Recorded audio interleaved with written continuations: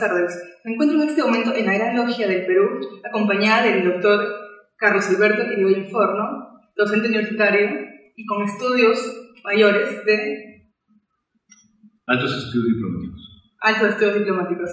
Vamos a hablar un poquito en esta hora sobre su carrera, su vida personal, su vida como docente y sobre un tema que para muchos tal vez ya quedó en olvido, ¿no? Pero es parte de nuestra historia, que es el movimiento de Sendero Luminoso y el MRTA que vivió en nuestro país en los años 80. ¿Correcto? ¿Cómo está acá? Muy bien, muchas gracias, Aisa. Un gusto estar con los amigos de Universo, sobre todo porque es la raíz misma de la palabra universidad, ¿no? Y universalidad y unidad.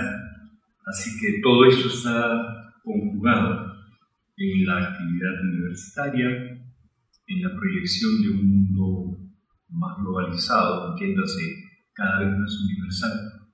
Y es el propósito de la actividad académica, encontrar la unidad, encontrar la universalidad y desarrollarnos dentro de estos aspectos, ¿no? Doctor Irigoyen, cuéntenos, ¿por qué se inspiró en estudiar la carrera de diplomática? Cuando estaba postulando a la carrera diplomática, esta fue exactamente la pregunta que me formulara entonces el doctor Baltasar Carabedo, uno de los más distinguidos psiquiatras y aun cuando no haya sido su especialidad, la psicología social, fue mi profesor justamente en la carrera diplomática en esta materia, psicología social. Y habiendo estudiado, estando estudiando las doctorales de Historia y de Filosofía en la Pontificia Universidad Católica del Perú, él me preguntaba cómo vinculaba yo mis estudios de Historia y de Filosofía con el quehacer diplomático. Así que mi respuesta fue que en todos los pueblos del mundo, en todas las latitudes del planeta, vamos a encontrar que las sociedades tienen filosofía y todas tienen religión, y que conociendo una y otra podía uno tener la posibilidad de interactuar de mejor manera y poder transmitir aquello que interesara más a nuestro país en aras de ese mismo principio, de esos principios que te citaba al comienzo, de unidad, de universalidad, ¿verdad? ¿Cuántos idiomas habla usted? Como hablar, sí, en castellano, inglés, francés, italiano, portugués y como en un momento, si hace falta también puedo hablar japonés, lo cual no necesariamente garantiza que pueda leerlo, porque eso es bastante más complejo, ¿verdad? ¿En qué país ha prestado servicio usted? Bueno, por orden alfabético, vamos a ver: Honduras, India, Japón, Paraguay, Uruguay, lo cual no obsta para que uno haya podido recorrer un poco más el mundo y darle vuelta, puesto que este es redondo, tanto por razones ya personales, al margen de las responsabilidades laborales, haya existido la oportunidad de poder apreciar esta riqueza de nuestro planeta, esta abundancia de la cultura, una cultura universal realmente, esto que es la humanidad, que es también una sola, a pesar de esa diversidad de formas en las que ciertamente la nuestra, la cultura peruana, no tiene parangón. Realmente es algo singular, muy, muy especial, no solo en lo que respecta a nuestro continente, sino si observamos el conjunto de nuestro mundo. Perú es Perú. ¿Qué país recuerda con más cariño? Además de Perú. Además de Perú. Perú. Mira, en todos hay un valor, hay un elemento muy rico, muy propio. No mencionar a la India sería imposible por distintas razones, la comida hasta la abundancia y el ser tan parecido al Perú en muchas cosas. Esa vinculación con el Japón y el hecho de que fue el primer país en el que me tocó servir, tampoco podría obviar ni soslayarlo, además de vínculos y relaciones familiares. Uruguay, caramba, qué lugar espléndido para la actividad cultural, para el enriquecimiento de un intercambio humano. Realmente extraordinario. Honduras y Paraguay, cada uno tiene su encanto. La historia que nos conecta en ambos casos son elementos que me mantienen con un flujo activo y constante de amistades, ¿no? De personas que vienen al Perú o que van a estos países y que entonces reavivan, ¿no? El afecto y el recuerdo, que entonces ya no es recuerdo sino es una permanencia. Por eso estos países, sí, he visitado otros, muchos, y he recorrido, como te decía, el mundo, pero estos tienen un valor muy especial. ¿Cómo ve la realidad peruana en sus países? ¿Es buena? ¿Es mala? ¿Cómo se encuentran los compatriotas peruanos allá? Esa es una pregunta un poco compleja en cuanto a que depende del tiempo, depende del momento, de las circunstancias por las que ha atravesado nuestro país, por las que ha vivido el lugar desde el cual se nos percibe. Y yo diría que actualmente, no solo en esos países, sino en general en el mundo, hay una perspectiva de reconocimiento y de admiración hacia un crecimiento económico, hacia una reducción de la pobreza, hacia un posicionamiento de la cultura peruana a partir no solo de la gastronomía, ¿no?, y del arte culinario, sino de la cultura misma, de lo que representa Caral y 5.000 años de historia, en un contexto en el que India, China, Mesopotamia y Egipto son los referentes más inmediatos en el tiempo, más tan equivalentes o próximos a lo que es el Perú y Caral. Pero esto toma un poco de, dijéramos, de exigencias, tanto mentales como anímicas, y si quiere hasta de responsabilidad de los peruanos, de darnos cuenta qué significa eso. Me parece que en otros lugares lo tienen muchísimo más claro que nosotros mismos, y no logramos del todo asimilar. Por ejemplo, cuando en las clases con los alumnos de la universidad empezamos a conversar, bien sea sobre realidad nacional o sobre historia crítica del Perú, que fueron dos de los cursos que toca dictar, ¿cómo entienden Caral en ese contexto? Se desconciertan, pero no se desconciertan menos de lo que pueden desconcertarse personas mayores. Y con cualquiera, digamos, en cualquier transeúnte en la calle, a quien tú le preguntes ¿qué es Caral? ¿Qué sabe de Caral? Estoy casi seguro que demostrarían o empezarían el mismo concierto.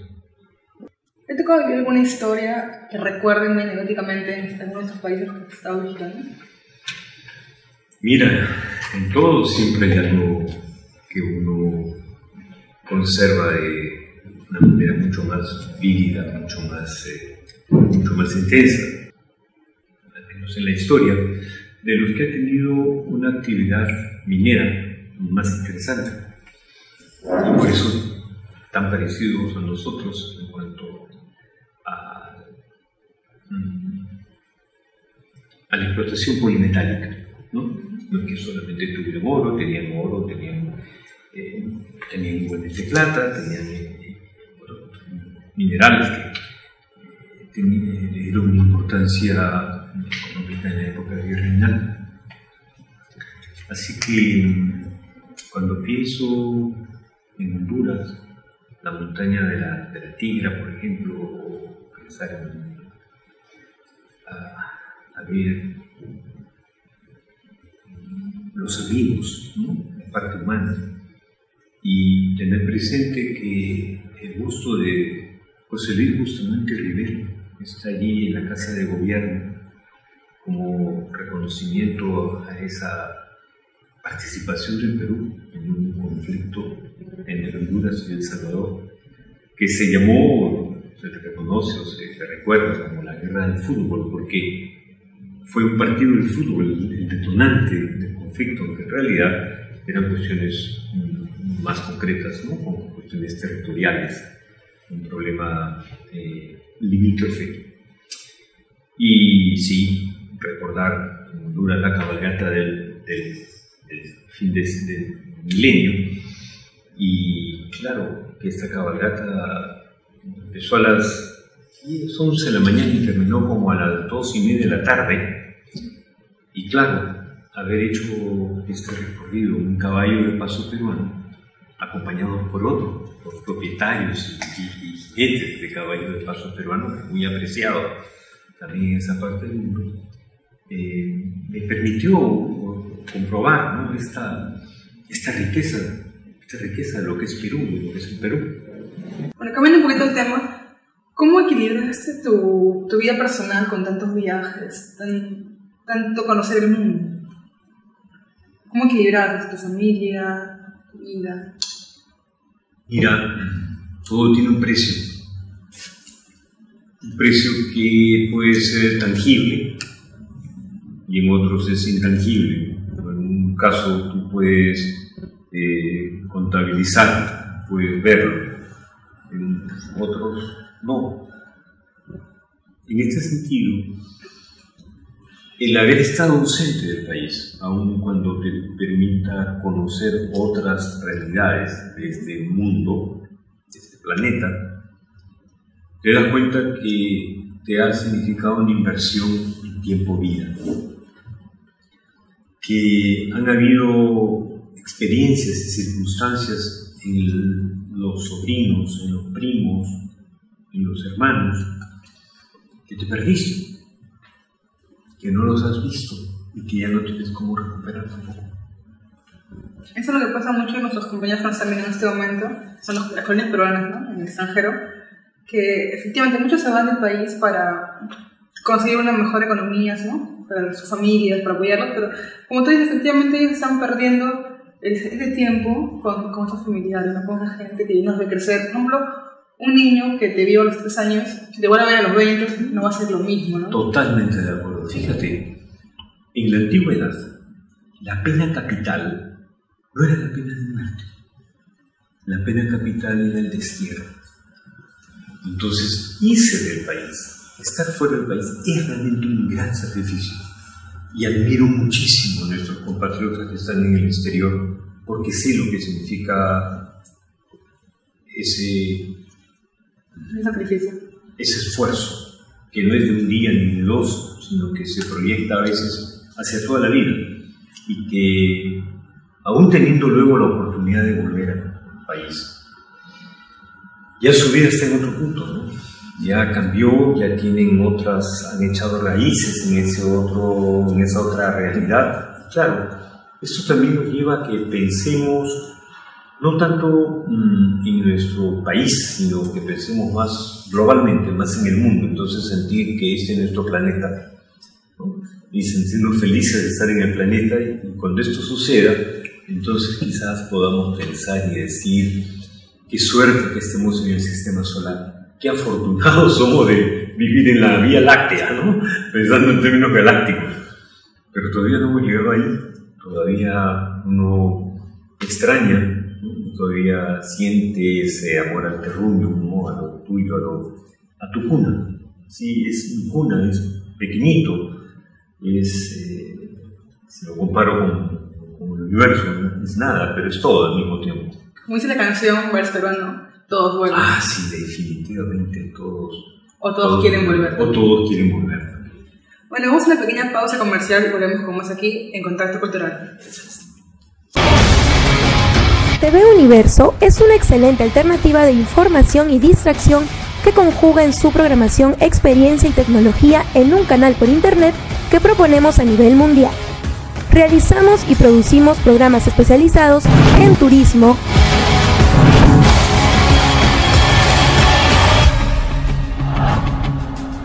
deporte,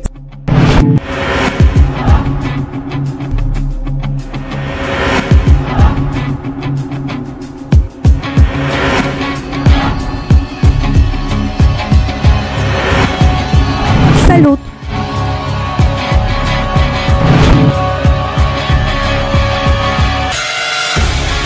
música,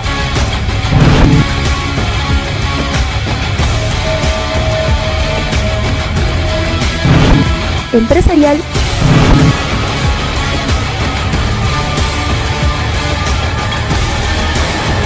cultura y arte, que se emiten las 24 horas del día. Además, hacemos la realización y producción de publi-reportajes, spots y otros de índole publicitaria.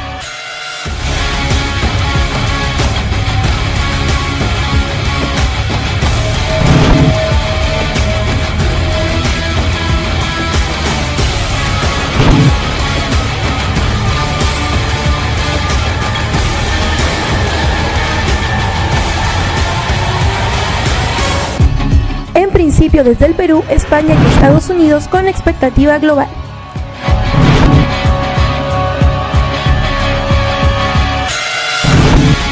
Opta por el mañana, opta por ahora, opta por TV Universo. En principio desde el Perú, España y Estados Unidos con expectativa global.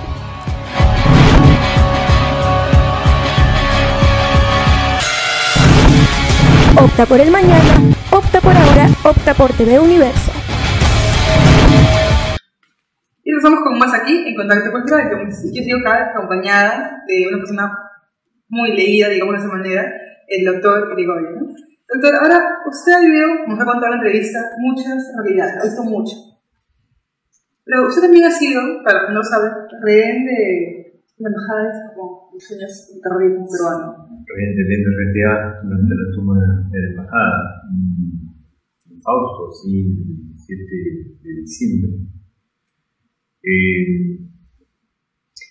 Mira, Antoine de Saint-Exupéry escribió, es el autor del Principito, que televidentes y en Japón me acordaba muchísimo de esta obra. Porque pocas calidades, pocas condiciones resultan tan luminosas como la de ser mujer. Te conviertes en un objeto de intercambio de valor fluctuante, totalmente relativo y accidental. Porque en cualquier momento dejas de ser rehén y te conviertes en presa y te transformas casi en un objeto de sospecha de unos y de otros, de lo que se supone que te quieren rescatar y de lo que se supone que son responsables de tu prisión. A mí no me ha tocado vivir esta situación, pero yo creo que también salir de la parte más animal del ser humano, digamos así, porque el instinto de sobrevivir, ¿no? Una situación tan peligrosa, tan arriesgada. Efectivamente. Cuando fue pasando el tiempo y ya se hizo un cierto modus vivendi, ya había una forma de vida, ya existían sus horarios, esa fue otra etapa. Quienes vivieron eso tienen una experiencia diferente a quienes nos tocó, por ejemplo, vivir esos 6 primeros días, esas 5 primeras noches de total incertidumbre, en los que todavía los propios captores, los propios terroristas estaban imbuidos, ¿no?, de un espíritu de lucha, de combate y de agresión, ¿no?, y de hostilidad notable y evidente contra todos y contra todo lo que existía en ese momento. Serpa Cartolini, quien dirigía el grupo en esos movimiento y en esa acción. Ser Pacartonini en los primeros días va a ser muy diferente al final, la recuperación de la embajada. Lo mismo con los otros miembros de su grupo. Eso es lo que más recuerdo, lo que más me impresionó: la violencia, la agresividad y la respuesta de supervivencia de todos los que estábamos ahí, haciendo cada uno acopio y sus posibilidades, ¿no? Apelando a tu formación, a tus conocimientos y a una estructura de personalidad, ¿no? A una concepción de valores que entonces afloran, te das cuenta que gravitan en tu conducta, no solo frente a tus captores, sino en la relación con los otros rehenes. ¿Cómo te sientes tú frente a ti mismo? Pienso que el mayor cuestionamiento, la mayor interrogante, y un poco quizá retomando tu pregunta anterior, ¿cómo haces para conciliar unas cosas y otras desde el punto de vista personal? Están esas respuestas que uno encuentra en esos momentos críticos de nuestra existencia, en esos pasajes en los que tú ves qué frágil es la vida humana, qué perecedero, qué fugaz son los instantes, y cómo es que tenemos que apreciar, ¿no? los buenos momentos, esos raros instantes de felicidad o de armonía que uno encuentra.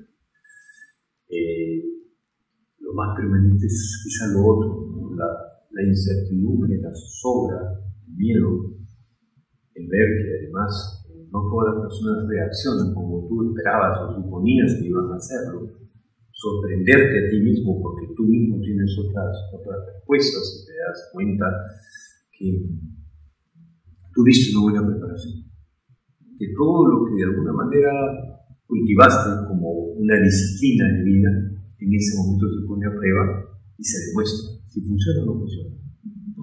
Y luego te sirve para otras etapas de la vida en la que, mutante y mutante, parecieran repetirse, y en la que fácilmente te vas a ver acusado, te vas a ver involucrado en situaciones en las que tú no tienes nada que ver, pero que las fuerzas y las circunstancias te conducen a eso y a ser realmente un reino.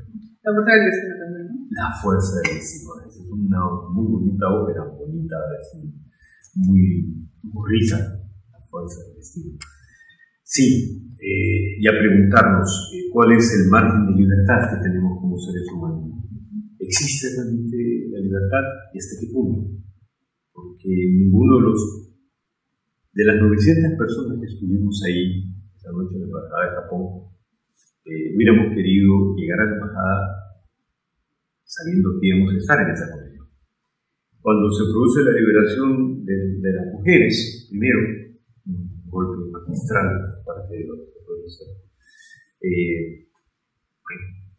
500 mujeres fueron liberadas, ya no quedamos 400 hombres, quedamos simplemente 400 hombres. Desaparecimos los hombres de apenas como las mujeres. Fue un fenómeno psicológico y sociológico muy, muy interesante. El ser rehén no es solo una cuestión de destino, es más bien una cuestión de fuerza de actores, en las que tú puedes, por tu propia condición interior, decidir si vas a ser objeto o vas a ser sujeto, si te vas a mantener en ese juego, guiar nuestros márgenes de libertad. Pero eso depende del conocimiento, depende de un esfuerzo personal por conocerse cada vez más, mejor y más profundamente a sí mismo, como también conocer la realidad que nos rodea de idéntica manera. Entonces, Es una cuestión de educación y una cuestión de esfuerzo sostenido. Bueno, vamos a hablar un poquito más sobre la Gran Logia, el lugar donde tú actualmente te desempeñas como gran canciller, ¿correcto? ¿Cómo llegaste a la logia, a la Gran Logia? Hace 43 años. Llegué movido, inspirado por el hecho de ser esta, la Francmasonería Universal, una organización iniciática tradicional, es decir, una institución en la que existen los mecanismos y la forma para procurar este mejoramiento de estados de conciencia, esta superación, este esfuerzo por ser mejor. Eso no significa que nosotros seamos los buenos, ¿no? Tampoco somos los malos, somos los seres humanos que tratamos de perfeccionarnos, ¿no? Y llegué aquí movido por ese ideal, por ese lema de la libertad, de la igualdad, de la fraternidad, que ha inspirado a muchísimos otros peruanos, que ha inspirado a un Miguel Grau, o a un Francisco Bolognesi, un Leoncio Prado, al mismo mariscal Andrés Avelino Cáceres, todos ellos masones, pero sobre quienes pocas veces se nos dice que eran también masones.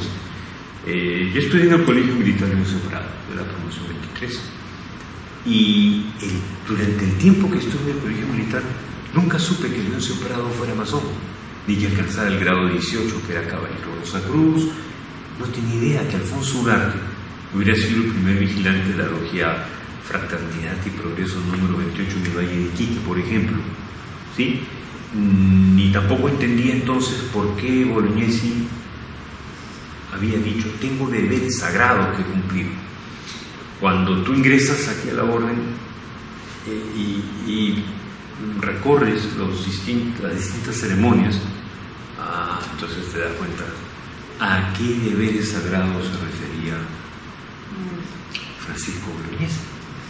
Si vemos que don Ricardo Palma, nuestro ilustre tradicionista, también era miembro de la orden, y que José Gálvez Barrenechea, sí, poeta de la juventud, o que Jorge Basadre Gromo, también miembro de nuestra institución, o Luis Alberto Sánchez, mismo Víctor Raúl Ayala Torre, en fin, hay toda una playa de peruanos realmente ilustres que entonces marcan un poco el ejemplo. Si ellos han entrado aquí y han estado aquí, porque aquí hay algo, ¿no? Quizás un poco que uno también busca aproximarse a ellos y tratar de conocer ese otro aspecto que de alguna manera tiene que haber gravitado en su conducta y en su manera de enfocar también la vida. Y sí, todo eso fue lo que me trajo aquí. ¿Qué es lo que hace? Bueno, dice que no pueden hablar mucho de los temas de la logia, pero en resumido, ¿qué nos puede decir sobre el actuar de la logia? ¿Cómo actúan? ¿Qué hacen? ¿Qué realizan? Mira, como te comentaba, esta es básicamente una organización iniciática, pero es también una escuela de sabiduría y es de arte y de quehacer, sobre todo filantrópico. Es una asociación de filantropía en la que buscamos hacer el bien en nuestra sociedad y a seres humanos que necesitan de nuestro apoyo, de nuestro concurso monetario, sí, económico, sí, también, pero sobre todo hacernos recordar esta presencia de esos valores. Valores que parece que en la actualidad se han perdido, ¿no? O se están perdiendo, porque hace, por ejemplo, 5 años el sicariato en el Perú era impensable y ahora no hay semana que pase que ocurra un hecho de estos, lamentablemente, ¿no? Es que estás tocando un tema realmente muy fuerte, sí, es verdad. Muy difícil, porque no es algo que se limite al Perú. Pienso que es algo de carácter global. La violencia que existe es una violencia global. La pregunta sería, ¿por qué tanta violencia? ¿Por qué estamos mejor en globalización, estamos mejor en tecnología, en educación? ¿Por qué ha aumentado la violencia a un grado que ya no podemos controlar? Qué buena pregunta. Intentaré darte una respuesta así muy newtoniana, muy muy física. A toda acción se opone una reacción igual y el sentido contrario. ¿El bien y el mal? Porque precisamente hay todo un movimiento de paz, de benevolencia, de mejoramiento, de fraternidad, de comprender la solidaridad. Hay una reacción contraria que busca justamente hacernos ver todo lo opuesto y que inclusive procurará nuestra decepción, nuestro abatimiento, nuestra incredulidad, ¿sí? Pensar que nada de esto es cierto, que todo es falso, y esa es parte del juego de las sombras. Si hay luz, hay oscuridad, eso no hay nada que hacer. Cada vez que tú quieres hacer algo bien, va a haber algo que va a esforzarse en hacer ver lo contrario, ¿no? Y pensaría que es por ahí la cosa. Pensaría que es un poco la respuesta del otro principio, que también tiene que cumplir lo suyo. También tiene un principio religioso, ¿no? Porque todas las religiones que existen en el mundo coincidentemente hablan sobre estas fuerzas positivas y estas fuerzas negativas. Cierto, todas las religiones realmente son buenas. Todas las religiones tienen una esencia, una parte que nos va a conectar con ese espíritu o que nos va a llevar, nos va a procurar conducir al origen común, a ese creador o a ese principio o energía o amor supremo, como querramos comprenderlo o entenderlo. En la masonería, en la francmasonería, se le denomina gran arquitecto del universo, con el propósito de que todas las personas que profesan distintos credos, que vienen de diferentes religiones, y aquí hay budistas, hay judíos, hay cristianos, hay católicos, pueden venir de todas las religiones, ¿sí? Hindúes, encuentren un espacio común para el diálogo, para el intercambio de experiencias, para el ideal de esa práctica de fraternidad, y no discutimos de religión ni discutimos tampoco de política. Hablamos de aquellos aspectos en común que nos, digamos, no, igual a todos, claro, y que nos facilitan el diálogo, ¿no? Que nos brindan un elemento de conexión, establecer puentes, ¿no? y encontrar las similitudes, porque ya las diferencias son evidentes. O sea, los masones, la gran logia de los masones se encarga también de intentar buscar las coincidencias para llegar a la verdad. Otra vez no la verdad absoluta, porque eso no existe, pero tratar de acercarse lo más posible a la verdad. Sin caer en un relativismo, ¿no? Diríamos que cada uno descubra la manera en que puede aproximarse a la verdad a partir de su propia guía, entendiendo que la realidad es la que todos vemos, aunque los ángulos y las ópticas y las perspectivas sean de 360 grados, ¿no? En esa medida es que nosotros tampoco entramos en conflictos con la religión, porque no somos una religión más. No somos una religión, sino un movimiento que tiene un carácter cultural, una aspiración filantrópica, filosófica y un carácter iniciático. Entonces, desde ese punto de vista, respetamos todas las religiones y más bien procuramos que cada uno de nuestros miembros cultive y mantenga su praxis de lo que es su propia tradición. También, ¿no? Correcto, su propia identidad. Como gran canciller, ¿qué nos puede decir? ¿Cuál es tu función dentro de la logia? Mira, es un poco mantener el vínculo y la relación formal con otras grandes logias en el mundo. La Gran Logia del Perú tiene homólogas, digamos, la Gran Logia de Chile, la Gran Logia de Argentina, las grandes logias que hay en Brasil, o en Colombia, o en México, o en Francia, o en Italia. Es decir, la masonería es un movimiento universal. Y esa era la responsabilidad de la Gran Cancillería, las relaciones de la Gran Logia del Perú con las otras grandes logias del mundo. Usted escribió un libro hace 20 años, me comentaba, Seto llegó a escrito japonés, que significa tiempos difíciles, ¿correcto? Correcto. Seto llegó a tiempos difíciles, es un libro escrito con el propósito de proyectar una presencia, ¿no?, de relatos que me habían alcanzado amigos de la colectividad japonesa en el Perú y aspectos de lo que había recogido también en Japón, que había podido ir observando a lo largo de este tiempo. Es un libro denso, pero es un libro que en ese instante tenía que ser escrito de esa manera. Si hoy lo tendría que pensar en una reedición, pero tiene su valor, al punto que una muy distinguida, muy reverenda monja zen de la escuela Soto Zen, que vino aquí al Perú. Apenas había llegado, buscó este libro para leer, y entonces cuando me conoce me dice: usted es el autor de Centro de Lima. Yo: sí, no me diga que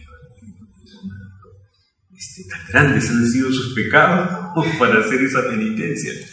No, me dice, de lo más interesante, realmente disfruté, aprendí, conocí esto y aquello. Son 15 capítulos, cada uno lleva el nombre de una localidad, de una ciudad, o de Perú, o de Japón, o de Estados Unidos, y buscaba recoger, repito, la confidencia, la historia que me había confiado amigos, en algunos casos con nombre ficticio, en otros de nombre real, y que referían pues pasajes, ¿no?, de estos tiempos difíciles que siempre nos toca a todos vivir.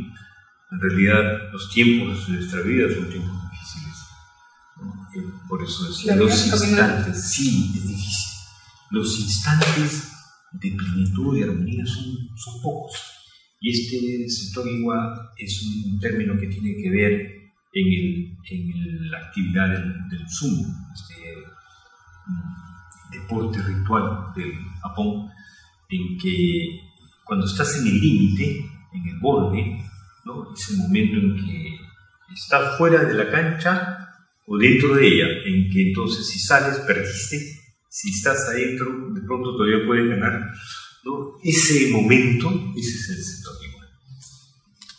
¿Qué futuros libros? ¿Vas a escribir otro libro? ¿Otros proyectos que tengas? Si tengo proyectado perpetrar otro libro, sí. Bueno, lamentablemente terminó esta hora del programa. Gran canciller, gracias por concedernos esta entrevista. Muchas gracias. Mi nombre es Aixa Olsen, esto fue Contacto Cultural. Nos vemos en una próxima edición. Gracias y permiso.